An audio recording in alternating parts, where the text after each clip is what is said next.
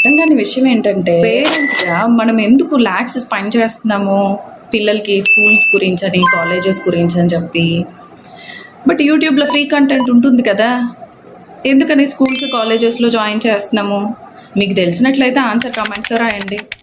ఒక కెరీర్ని బిల్డ్ చేసే డిజిటల్ కోర్సెస్ మాత్రం మనం యూట్యూబ్లో నేర్చుకోవచ్చంట ఫ్రీగా.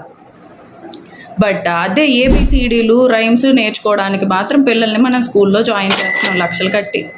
నాకైతే ఆ డిఫరెన్స్ అర్థం కావట్లేదు. ఒక సిస్టమాటిక్ ప్రాసెస్ ఉంటుంది, టీచర్స్ ఉంటారు, గైడెన్స్ ఉంటుంది, డిసిప్లిన్ ఉంటుంది. కాబట్టే మనం స్కూల్స్ కాలేజెస్లో పిల్లల్ని చేర్పిస్తాం. కానీ యూట్యూబ్లో వచ్చే ఫ్రీగా ఉంటుంది చదువుకోండిరా అని చెప్పి యూట్యూబ్లో ముందు మనం కూర్చోబెట్టట్లా. అలాగనే కెరీర్ బిల్డ్ చేసుకోవాలి అంటే కూడా అంతే కదా. ఫ్రీ కంటెంట్ ఎలా హెల్ప్ అవుతుంది పిల్లలకి, అదే పద్ధతిలో మనకు కూడా ఫ్రీ కంటెంట్ అంతే అవుతుంది. మనకు కూడా ఒక గురువు కావాలి, సిస్టమాటిక్ ప్రాసెస్ కావాలి, దేని తర్వాత ఏది చూడాలి అనేది తెలియాలి. ఒక ర్యాండమ్ ప్రాసెస్లో వెళ్తే ఇదంతా అవ్వదు. స్కూల్ ఉంటే మనం డాక్టర్ అవ్వగలుగుతాం.